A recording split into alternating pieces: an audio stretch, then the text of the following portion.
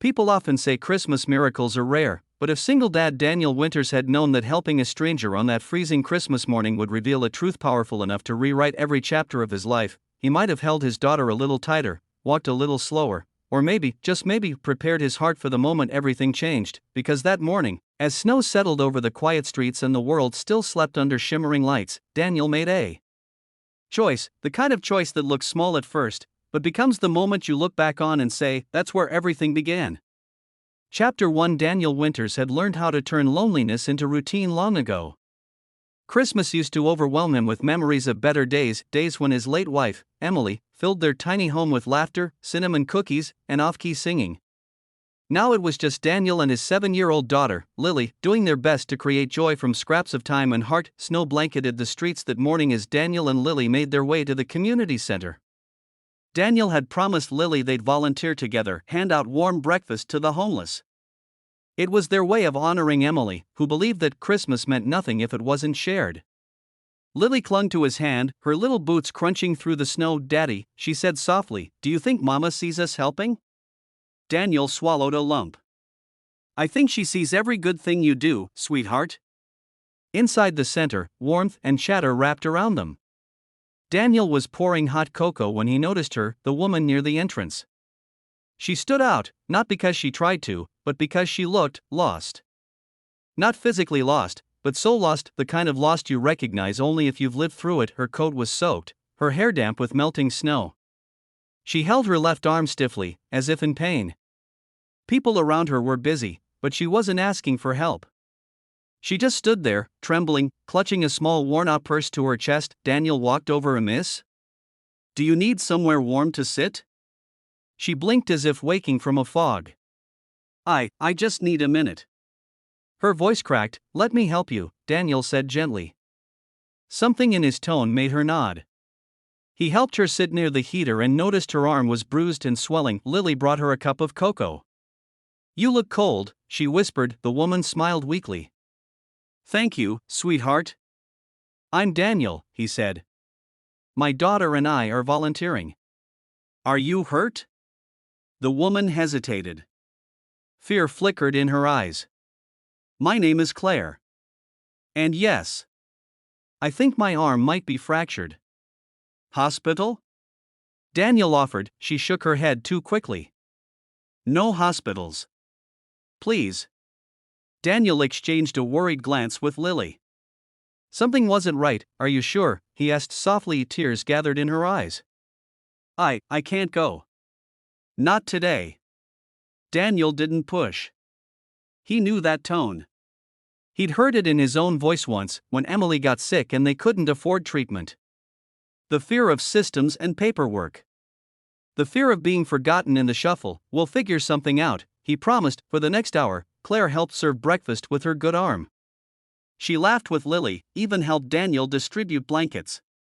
She seemed lighter, like she'd stepped out of darkness into something warmer, but then Lily tugged Daniel's sleeve. "Daddy, Claire is crying." He found her outside, leaning against the wall, snowflakes landing on her eyelashes as tears fell freely. "I'm sorry," she whispered. "I didn't mean to ruin your holiday." "You didn't ruin anything," Daniel said, giving her his coat. "But something's wrong, and you're not safe. Let me help." She trembled. "If I tell you the truth, everything will change. Sometimes that's the only way things get better." Claire took a shaky breath, and for the first time in years, she told someone the truth. Chapter 2. Claire confessed that she had spent years in a marriage built on fear. Her husband, wealthy, respected, and adored by the world, was a man who destroyed her quietly behind closed doors.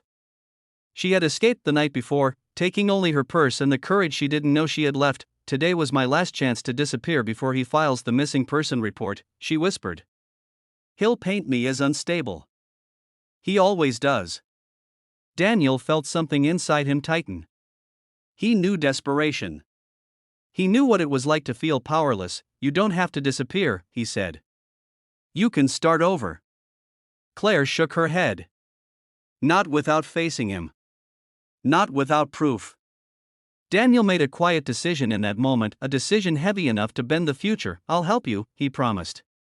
"Whatever it takes." And for the first time, Claire believed someone. The day passed in slow hours of fear and hope. Daniel called a friend who worked at a legal aid center. Claire gave her statement. Photos were taken of her injuries. Plans were made, but fate wasn't done testing them. Late evening, as the Christmas lights flickered across the snowy street, a black car rolled to a stop outside Daniel's house, where he had taken Claire to rest. A tall, sharply dressed man stepped out. Claire's face went pale. That's him.